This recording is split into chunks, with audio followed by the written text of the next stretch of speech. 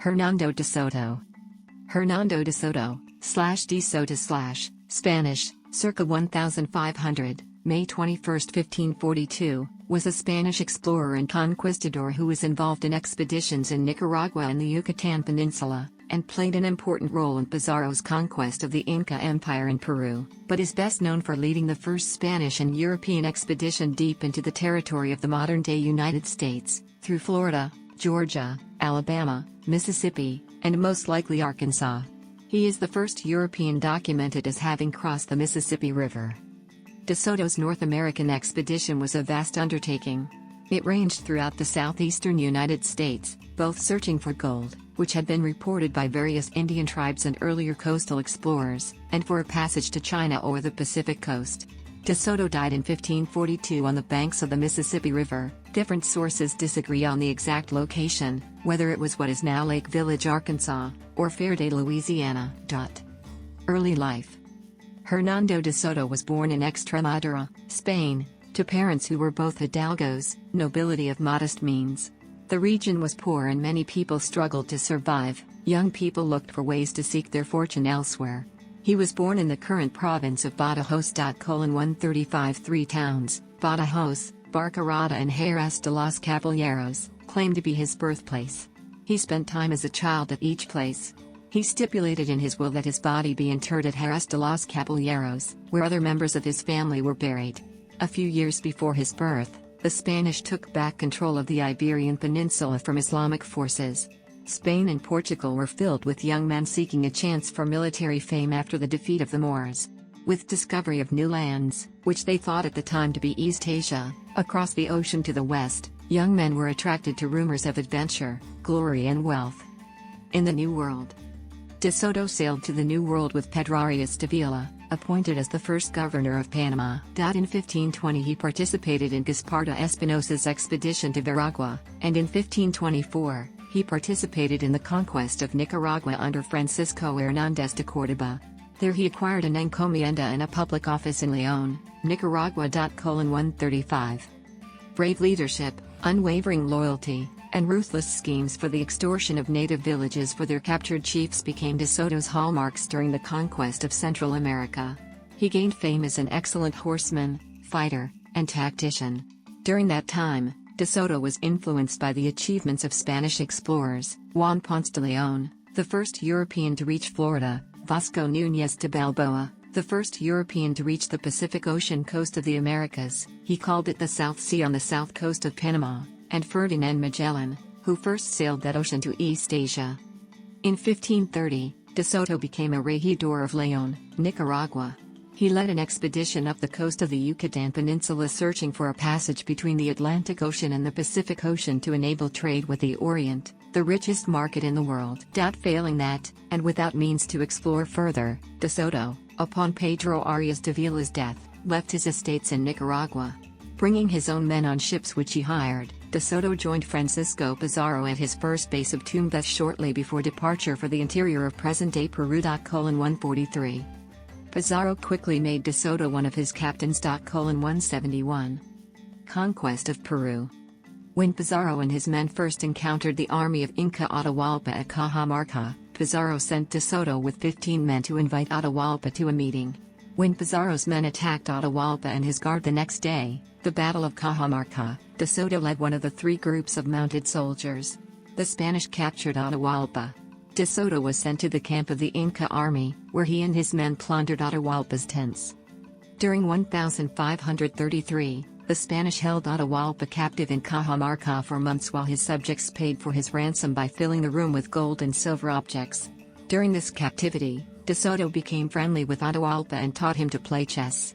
By the time the ransom had been completed, the Spanish became alarmed by rumors of an Inca army advancing on Cajamarca. Pizarro sent De Soto with 200 soldiers to scout for the rumored army. While De Soto was gone, the Spanish in Cajamarca decided to kill Atahualpa to prevent his rescue. De Soto returned to report that he found no signs of an army in the area. After executing Atahualpa, Pizarro and his men headed to Cusco, the capital of the Incan Empire. As the Spanish force approached Cusco, Pizarro sent his brother Hernando and De Soto ahead with 40 men. The advance guard fought a pitched battle with Inca troops in front of the city, but the battle had ended before Pizarro arrived with the rest of the Spanish party. The Inca army withdrew during the night. The Spanish plundered Cusco, where they found much gold and silver. As a mounted soldier, De Soto received a share of the plunder, which made him very wealthy. It represented riches from Atahualpa's camp, his ransom, and the plunder from Cusco. On the road to Cusco, Mancho Inca Yupanqui, a brother of Atahualpa, had joined Pizarro. Mancho had been hiding from Atahualpa in fear of his life, and was happy to gain Pizarro's protection. Pizarro arranged for Mancho to be installed as the Inca leader. De Soto joined Mancho in a campaign to eliminate the Inca armies under Quizquiz, who had been loyal to Atahualpa. 66 to 67, 70 to 73.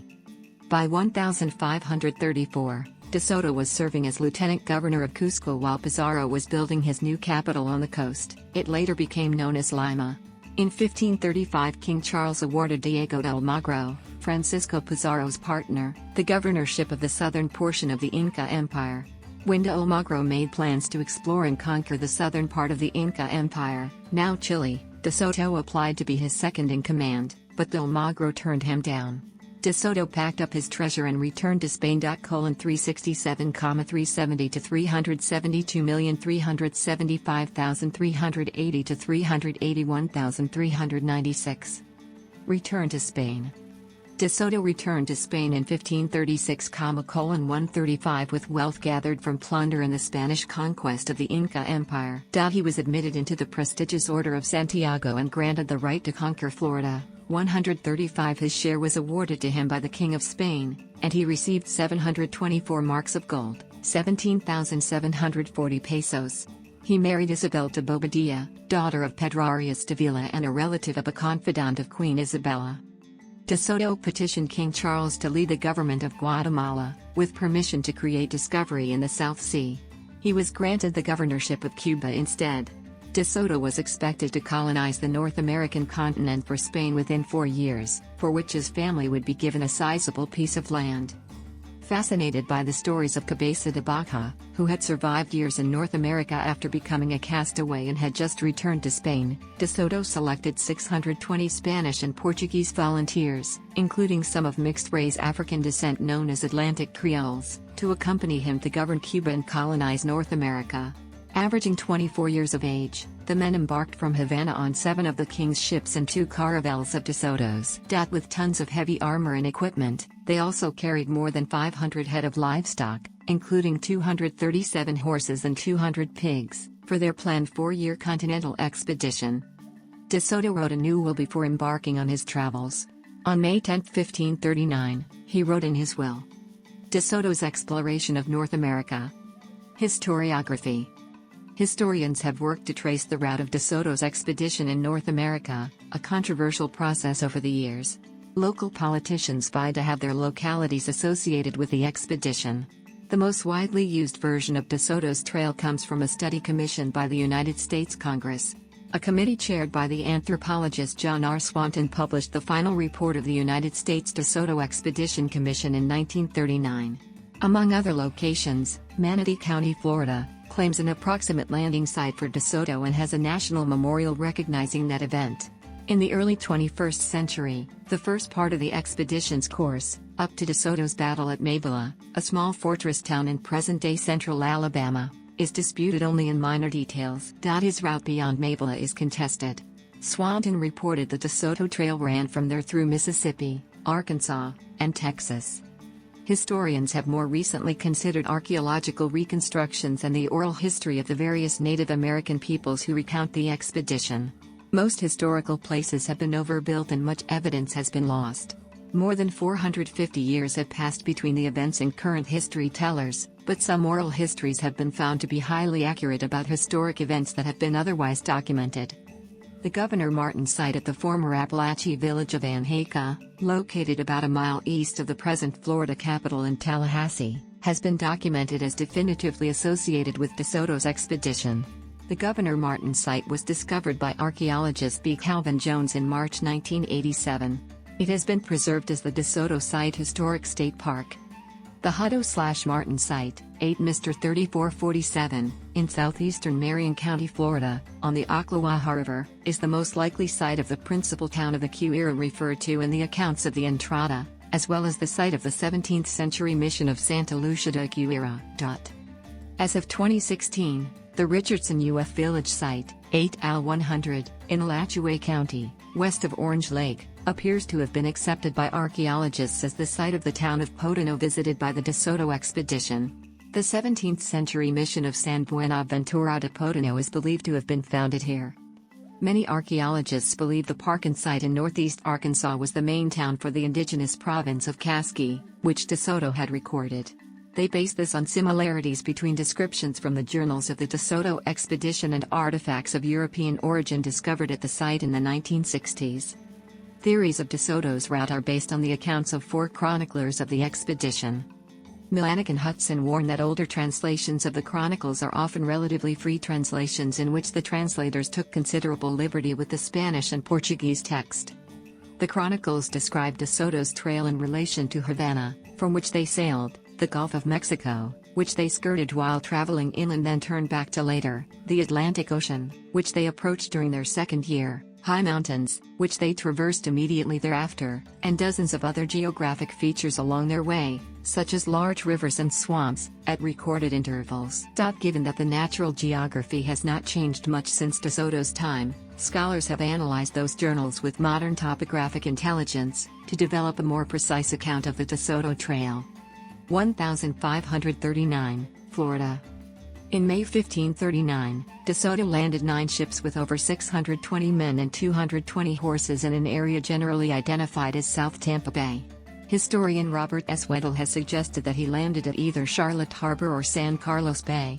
He named the land as Espiritu Santo after the Holy Spirit.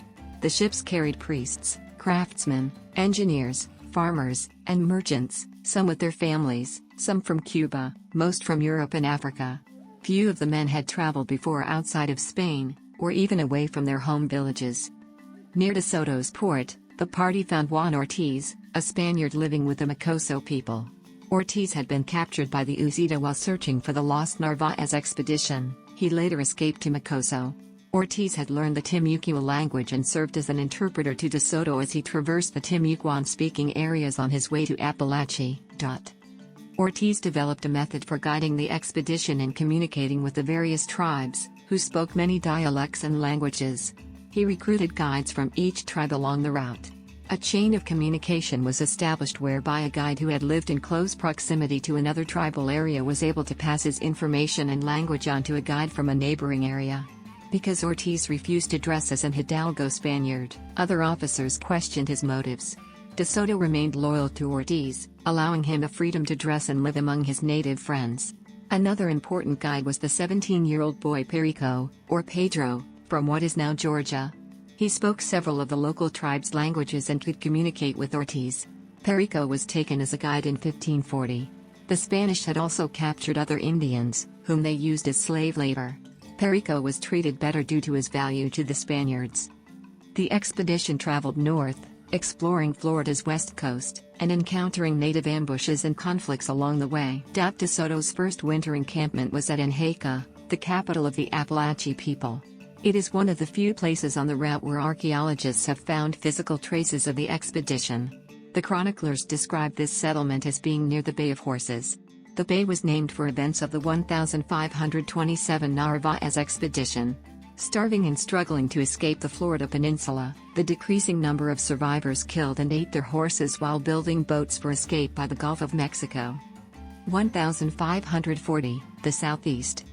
From their winter location in the western panhandle of Florida, having heard of gold being mined toward the sun's rising, the expedition turned northeast through what is now the modern state of Georgia.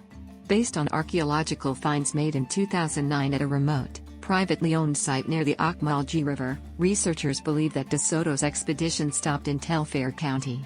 Artifacts found here include 9 glass trade beads, some of which bear a chevron pattern made in Venice for a limited period of time and believed to be indicative of the De Soto expedition. 6 metal objects were also found, including a silver pendant and some iron tools.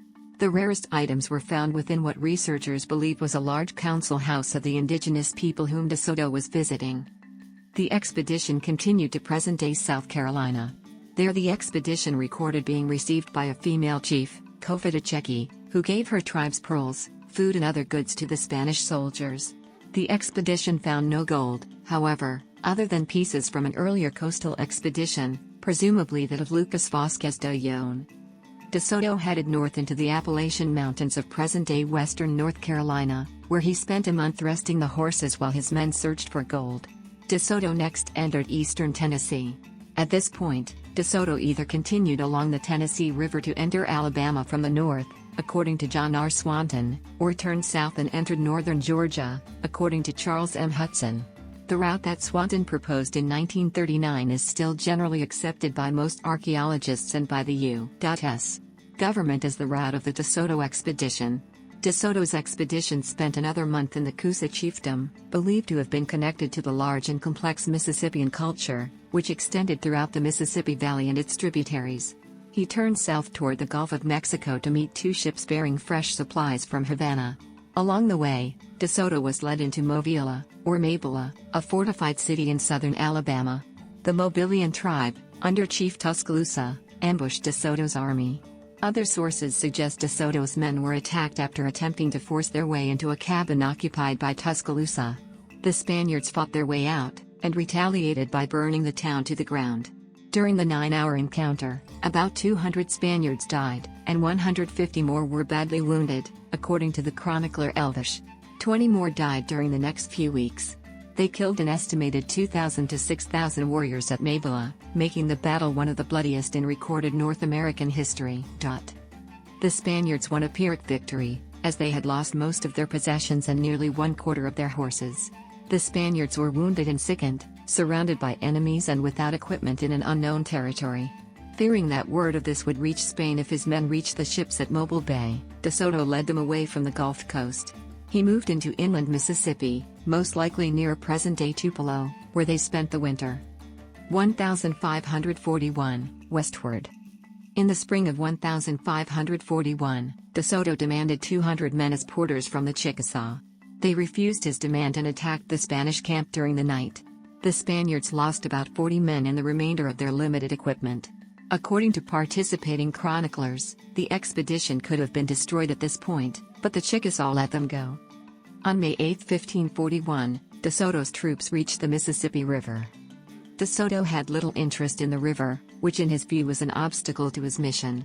There has been considerable research into the exact location where De Soto crossed the Mississippi River. A commission appointed by Franklin D. Roosevelt in 1935 determined that Sunflower Landing, Mississippi, was the most likely crossing place.